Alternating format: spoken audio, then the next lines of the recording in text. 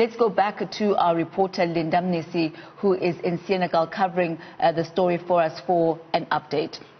Linda, just before the end of the previous crossing, we saw you talking to the attorney of the gentleman who was not granted bail, Mr. Sikoya Mahlamba, and he was saying that he's not going to leave this lying down, that they are not satisfied with what Magistrate Van Rooyen has said, and that they will be taking this to a higher court.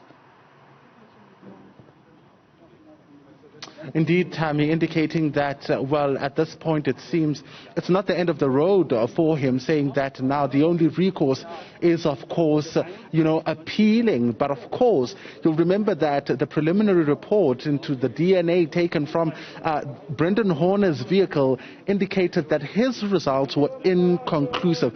And I want to just bring in the NPA spokesperson on this matter, Tammy. His name is Phaladi Shuping. Tate Shuping, thank you so much for your time.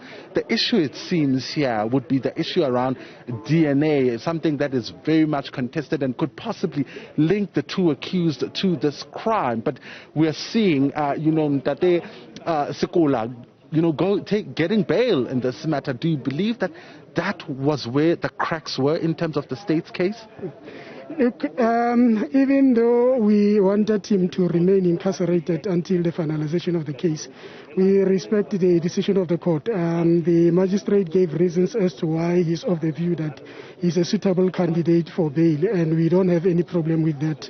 What we have to do now is to ensure that all the outstanding evidence with regard to forensic evidence is made available as soon as possible, because you are aware that that's one of the things that magistrate raised issues on, even the defense, that they had a serious problem in that there is no available forensic evidence linking the accused to the commission of the alleged crime. He says through his lawyers that he sees an acquittal in this matter, and it seems because you don't have any evidence that links him to the crime. Do you think that this case is, you're losing grip of this case? Definitely not. Like I'm saying to you, there are clothing items that were confiscated from the accused. Those clothing items were sent for test in the laboratory. So we have not yet received the results in terms of those.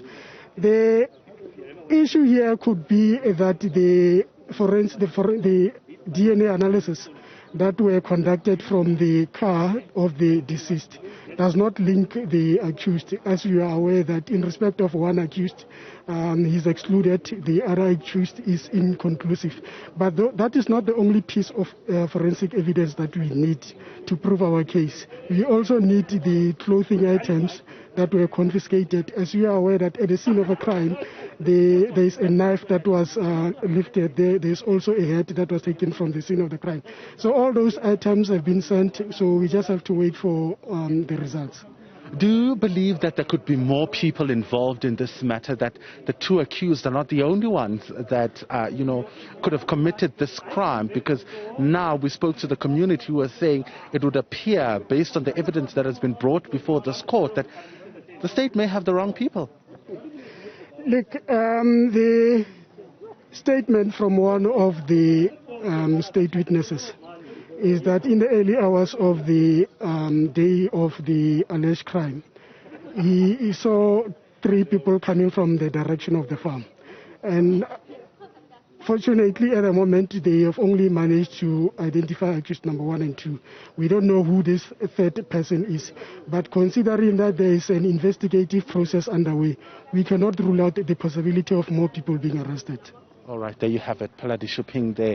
He's the NPA spokesperson speaking about a number of issues, Tammy, including the issue of the DNA, saying that that is not the only forensic evidence that will be brought before this court, and that they're still awaiting other results, also saying that they cannot rule out the possibilities of other people being involved in this matter. So it seems Sikola Matlaletsa will have to provide 5,000 rands for his release, subject to those conditions that we heard in court that he present himself before the Paul Roux police station weekdays between 8 a.m. and 5 p.m.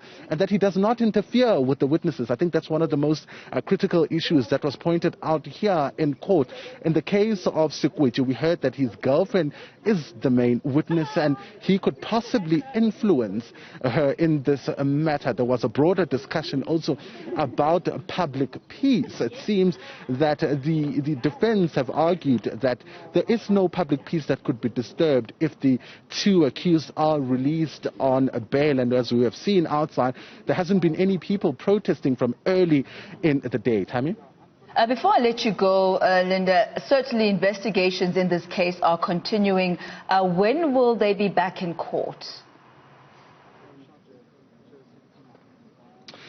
Well, the court is, postponed to the 1st of December. They're back in court for now. Investigations continue into the matter, and hopefully by then you would have heard the magistrate calling on law officials to expedite the matter and make sure that all the investigations are done speedily, to make sure that he does not stay longer in prison and forfeit, or rather lose his livelihood in terms of his earnings, calling on the police minister there to use his influence to make sure that this case is prioritized and that, it's bring to a closure speedily. Well, thank you so much, Linda. That's our Lind Mnisi, who's covering Senegal case and the split verdict that was handed over by Magistrate van Rooyen a little bit earlier on.